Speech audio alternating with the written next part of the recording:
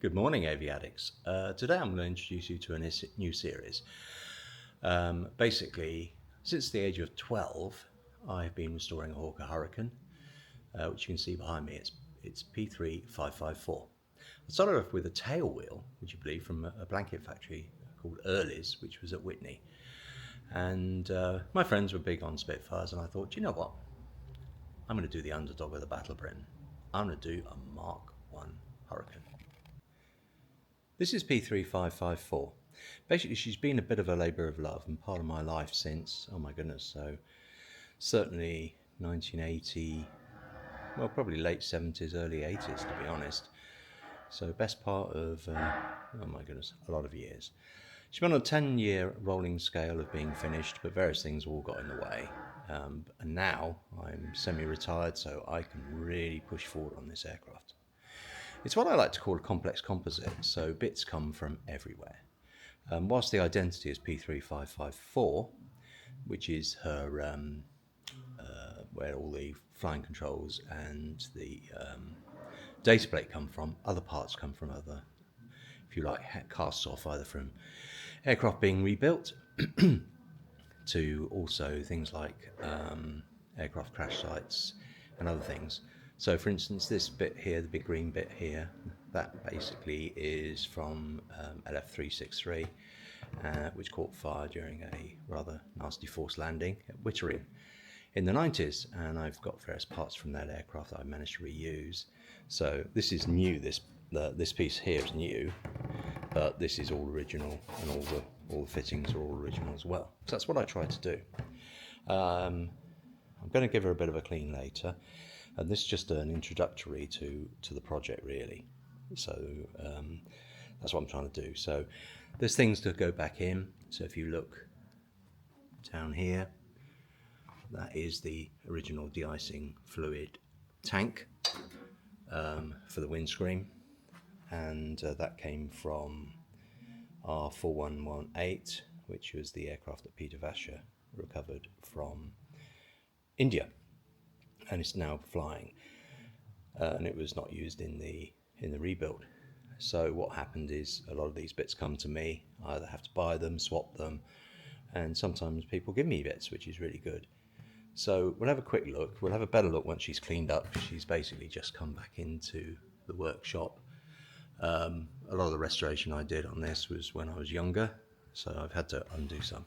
This is the knockout hatch, basically. Hurricanes don't have doors, they have a knockout hatch. So the whole idea is that you would open a handle on the inside. It would then sort this, remove a lug from here, remove a lug from there. You could also do it from outside, so that's the one from the outside as well, if the pilot was incapacitated, and then you would then push it off and it would come off like so. That is the knockout door. We'll say a little bit about it here, but I will probably repeat this in a later one. So what you've got is you've got most of the instruments, all the instruments are there. The bare panel came from PZ865, last of the many, when she was rebuilt in the 80s by Cranfield. First time she'd had a real big rebuild, and I was very lucky to swap Lancaster bits and things for her. All the woodwork, apart from that door you've just seen, the doghouse, things like that, that all comes from PZ865. In fact, while we're at it, let's show you something which is rather cool on her. So I've left this bit here, but after the war, she was flown by Pete Townsend. And Pete Townsend was sponsored by Princess Margaret. Obviously, there was they were very close at the time. And she was painted up in the Hawker house colours, which were a sort of beautiful Hawker blue, which was like not quite a navy blue, but nice, with gold markings, and her civilian registration, GAMAU, was all picked out in gold. So that is her original doghouse. They did cut it a bit to find out how it fitted and to make a new one. As I said before, I use as many original parts as I can, so you'll see that in the interest of heritage, really. Other bits from her include this rare thing here, which is the control locks bag, and in there I've got a restored one which I can show at a later stage. So that comes from PZ865, but the control locks come from I'd have to try and remember the aircraft, but I will try and remember it. All of these come from different Battle of Britain aircraft, and this one here is put from P3490. Over 100 Hurricanes have donated bits into this project over the years, so I'm really quite proud of it, I suppose. It's taken me a long time. This is R4181, so that's JB Ramsey's original head armour, which I like to use things as much as possible original. It's a 1940, June 1940 dated parachute pack, an original sun harness. This needs not a complete strip down, but it will need sympathetic restoration to make up for some of the mistakes I made over the years, and make it better. So, it's named after my daughters. All my airplanes are named after my daughters or my mum or other members of my family, which is just something I like to do. So what we're going to be doing and concentrating on in this series of videos is putting the rear fuselage together. It is like a big Meccano set, effectively. So what you've got is those are all the top longerons. You only have two, but in true style, you can never ever find a couple of hand-me-down longerons that are complete. So you can see that of them, three are broken, missing bits. One is complete and in quite rough condition, and then one is brand new, but unfortunately one of the squarings is the wrong way around, so a bit of a pain, but that's something we're going to work on, and hopefully cover some of that work and bring you along on the restoration. As with lots of things in the rebuild world, you're talking lots of parts, lots and lots and lots of parts. So that's all Hurricane. Well, a lot of it is Hurricane, and then obviously we have the stores part, which is a lot of Hurricane as well. Anyway, that gives you a quick idea of what we're doing, and hopefully it will bring you along on the restoration. I'm going to show you something that I'm working on at the moment. Got some Joe, that's good. So this is the rear fuselage of a Hurricane. I started to count all the bits in this, and I thought, you know what, it's just going to take me forever.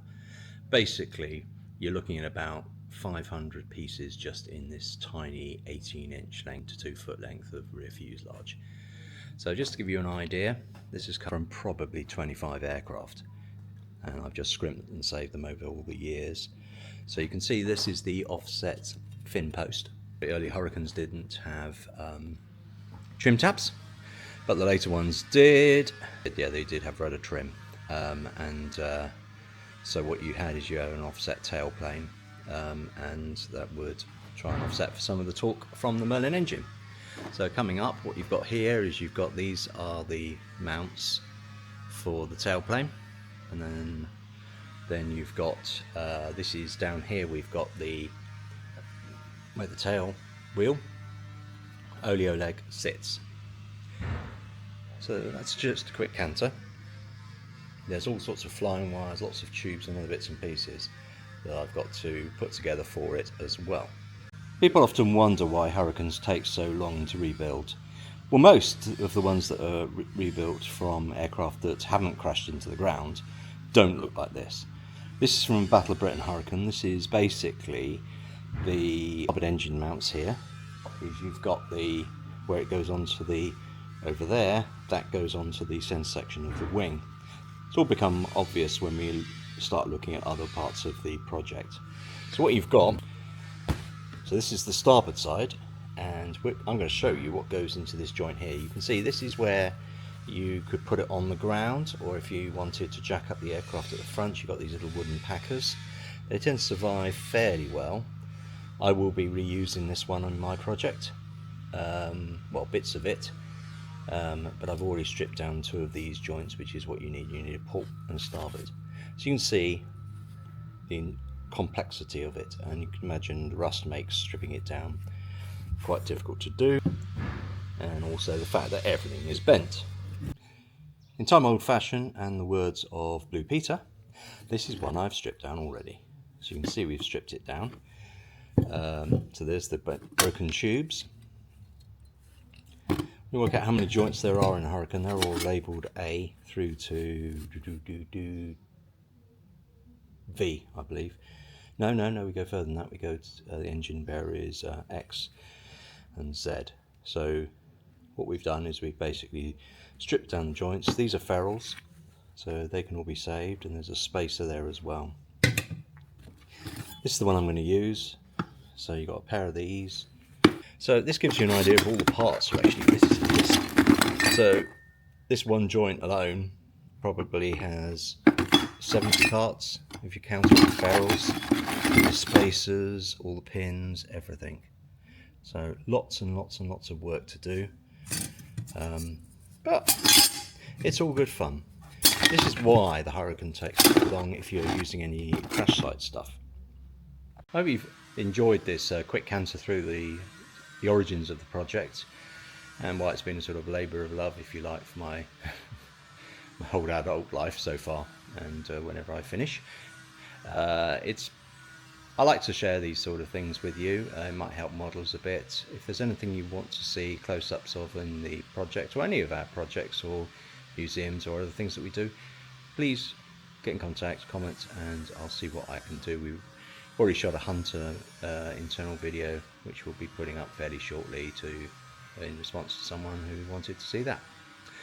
So anyway, like and subscribe if you can, and hopefully we'll make more of these, and this is just part one. Fly safe, have fun, see you soon.